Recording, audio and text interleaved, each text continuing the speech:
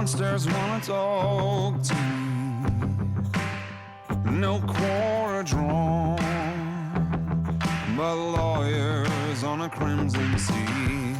We black willows break like waves. We are fragile creatures on collision with our judgment day.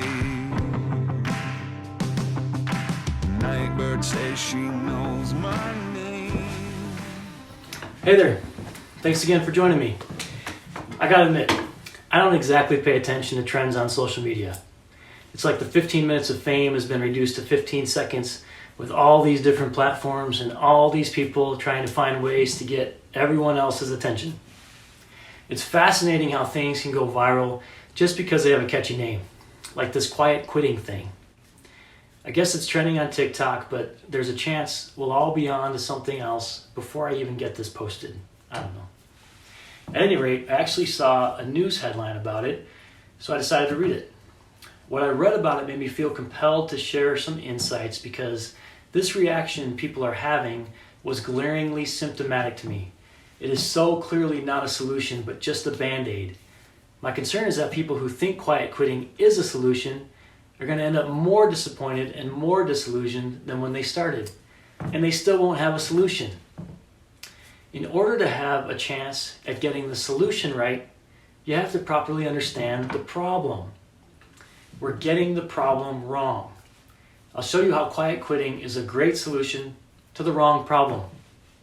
Let's get into it. From what I've read, quiet quitting is a response to people feeling dissatisfied with their work situations. Okay? So people feel dissatisfied and they respond to it. And the response is, I'm going to put strict boundaries up about what I'm willing to do at work. I have a very clear job description and I'm required to put in 40 hours a week, no more. Cool. That seems like a completely logical approach, right? To go one step further, I'd say it implies that you'll then use your free time outside of work to find satisfaction. How'd I do? Did that sum it up pretty well? Now, before I get into why this is dead wrong in this situation, I really want to be absolutely clear about something. I will always be a champion for self-care. I'm working through all of this for myself as well. We all need to get better at this, and we all need to know it's not only okay, but necessary to pursue self-care. That's also why I think it's so important to clearly call out the reason this solution is dead wrong. Remember the two things I said we have to get right. Number one, the problem. Number two, the solution.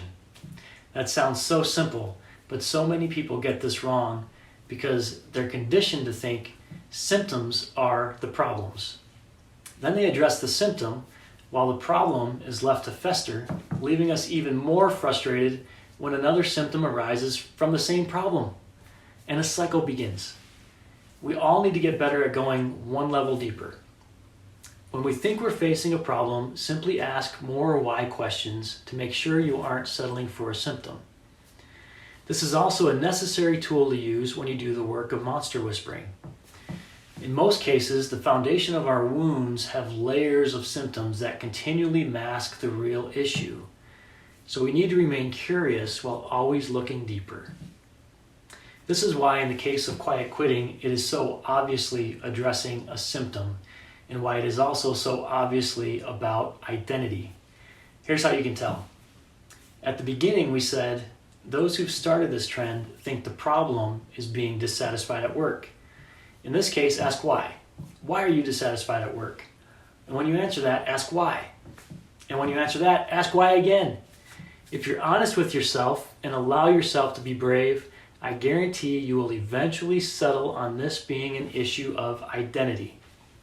You may not even have a clear understanding of what your identity is, but you realize something is not resonating. So we see the real problem is not about being dissatisfied with our jobs. The real problem is we don't understand our identities. Let's look at two facts centered around our jobs and our identities to get us to a better solution to the real problem. First, if you think your identity is tied to your job, you're already wrong. Who you are should not be tied to a job title. I know it's common in our culture when two strangers are introduced to say who you are and what you do. I'm Jimmy Talarico, and I'm an architectural designer. Simple, to the point, but only half true. I got my name right, but not my identity. It would be more accurate for me to say something like, I add value to people by communicating creative solutions for their problems while functioning as an architectural designer. That's still incomplete, though it's much more accurate. But since our culture doesn't understand the damage we have done by trying to tie everyone's identity to their professions, saying something like that sounds super weird, right? So that's the first point. Your job is not your identity. Second point, even though your job is not your identity, you should always be looking for opportunities to use your strengths that reflect your identity. Even if it seems as though quiet quitting is more aligned with the younger workforce, the older workforce can also relate. Remember, my generation and beyond were brought up to just work hard, put in your time. There was no expectations that any employer should even have to consider your emotional sensitivity. Being canceled wasn't a thing when I started working, so we would have just been fired for thinking our employers needed to be more sensitive to our needs. That being said, there was a huge shift in the workforce started by the millennials that opened the door to exploring healthier emotional environments in the workplace. It's been super tricky at times for employers and employees to navigate, but I believe it's been trending in a direction of positive mental health, which is awesome. I'm saying all of this to point out that part of the positive trend is in employers wanting their employees to have opportunities to function out of their strengths. It is absolutely a win-win situation. I've said it within the company I work for that I might even be angry to know some employees are working in areas not aligned with their strengths, because it will ultimately cost our company in quality, engagement, profitability, retention, you name it. Oh, and it could also lead to things like quiet quitting. We will see in time this trend will not benefit the employer or the employee.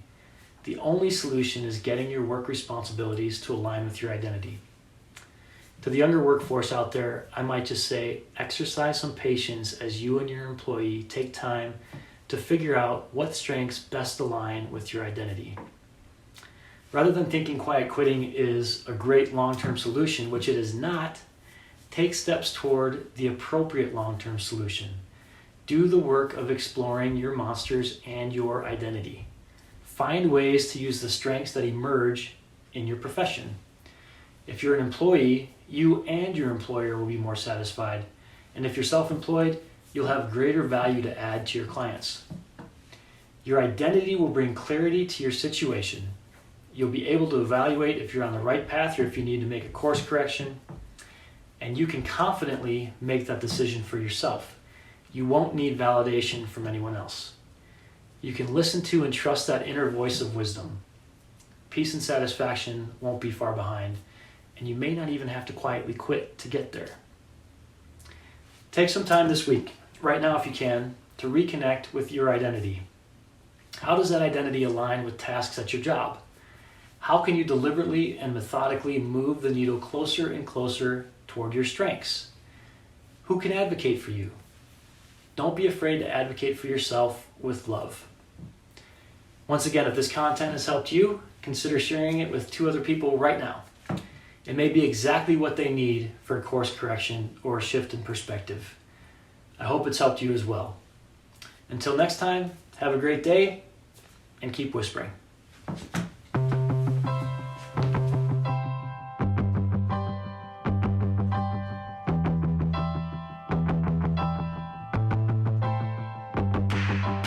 Monsters wanna talk to me.